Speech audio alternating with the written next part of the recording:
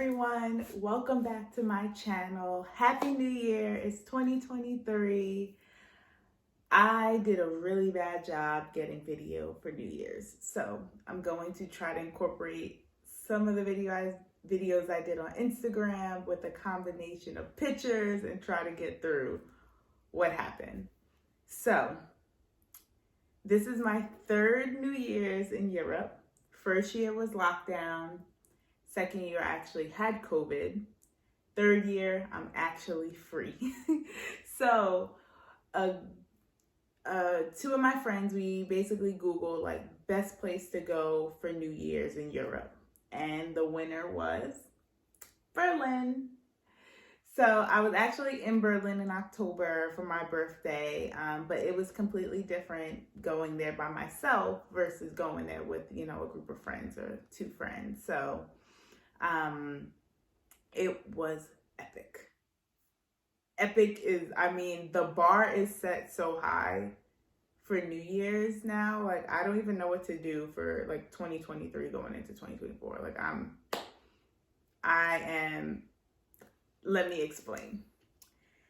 So I stayed at Scandic Berlin. I think it's by Potsdamer Platz, if I'm not mistaken. It has a big moose in front of it. I think that was way better than the hotel I stayed at last time. The internet was great. The Wi-Fi was great. So that was awesome. The first night I was there, so I was there from like the 29th to the 1st. So the first night I was there, we went to Club Matrix. Clearly, I had way too much fun.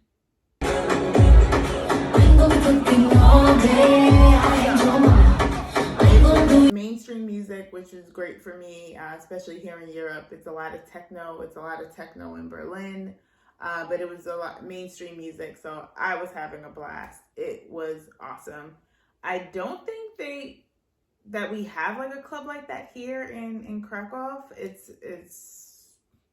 Our biggest clubs really play a lot of techno, unless you go to the gay clubs and they play a lot of like mainstream music, but we don't have like a big like mainstream or like hip hop kind of club here.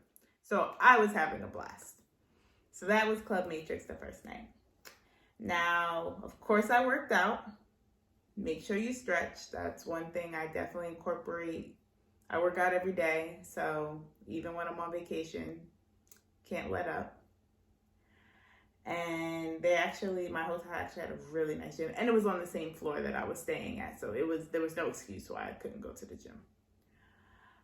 I went to the top of the Berlin TV tower, I guess that's what it's called, the tower thing, which was really cool, like crowded, very crowded. And you go up, like, I don't know how high, I don't remember how high it was, but it was really cool. We went at night, so it was nice. You see all the lights, like it was really pretty.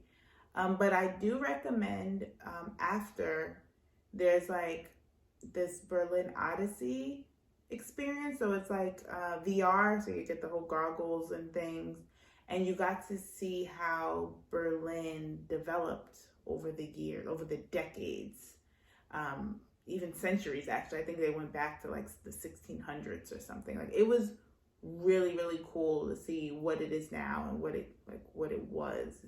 I definitely actually recommend that. And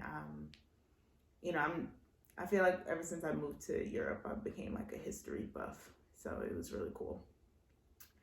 But I would say one of the highlights of my trip was Club Kit Kat. Now, it's a sex club. Didn't think that these exist. So when my friends told me that we were going, I was like, okay, I was a little skeptical about it, especially because they kept saying about this like really strict dress code. So the dress code was leather, latex, lingerie, nothing. we had to make a Primark run. You know, any excuse for me to go to Primark, I'ma go. So I wore something like this, or actually no, I wore this. So like a little corset kind of thing, with some leather leggings. And yeah, I was not expecting anything like that. When you Google Kit Kat Berlin, these are kind of like the pictures you get. So when I was looking at the pictures, I was really shocked. I was like, oh, okay, like you guys were serious about the dress code. Cool.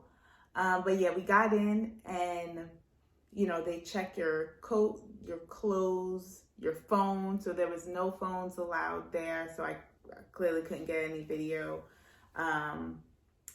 But it was an experience. Like I said, I never thought places like this exist. Just very sex positive experience. So it was very free, very open, very liberating. I definitely recommend if you're very open-minded and you want to try a new experience, I definitely recommend it. Like I said, the dress code was strict. There were people getting denied access at the front of the line. You know, we waited online for about an hour. We got there 10:30. The club opened at 10 and the line was already around the corner. And yeah, there's really, I didn't really know, you know, like they could just say yes or no. There's really no excuse, you know, if they don't think you're up to par, or they don't think you're, I guess, welcomed, or maybe your apartment, your outfit or your attire just isn't what they're looking for. They just don't let you in. So,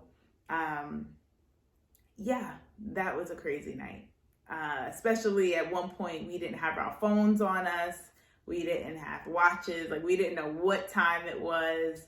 And you're just like, it's a techno club. So, you know, it was just like we were like in the Matrix. We were like in a vortex. Like, what time is it? How long have we been here?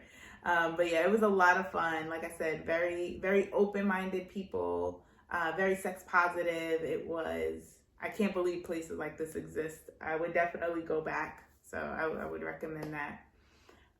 And then as for New Year's Eve, we spent some time with some of our German friends and did like German traditions. And I don't know what it's called, but it was like a grill, like an indoor grill. And we were putting like bread, cheese, vegetables, and kind of making like little, I would say, sandwiches or kanapkas in Polish, or like it was like little like pieces of bread with stuff on it. And they was really, really yummy. Like I thought it was gonna be like an appetizer, but we were completely full, so it really helped. Then we went to a house party, which is really common in Germany, so that was fun. But about an hour before midnight, we went to the gate and got to see the fireworks. And I am a huge firework fan. Like, I love fireworks. And it was crazy. Like, I mean, everyone had fireworks. The kids, the adults. Like, at one point, I was, like, running through the crowd, like, we need to save the hair. Because, like, there were fireworks going into the crowd.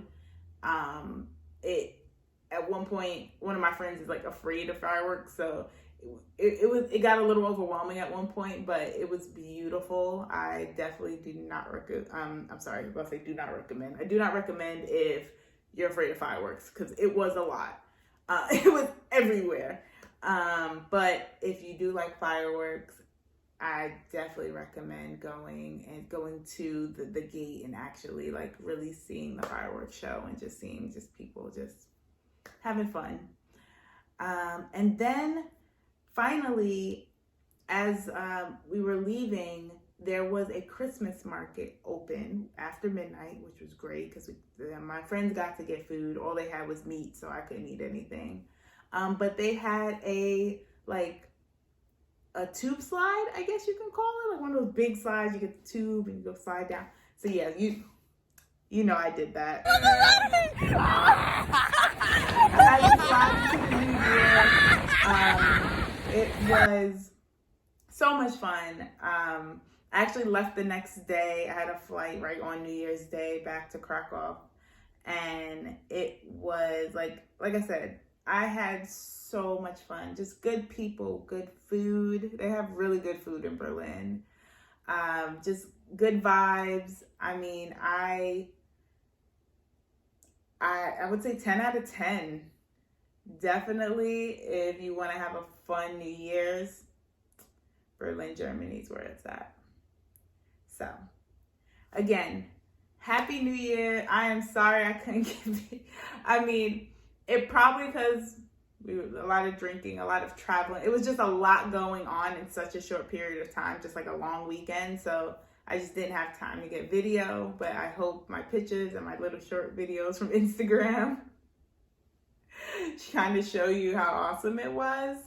And yeah, back in Krakow. So until next time, Happy New Year. Bye.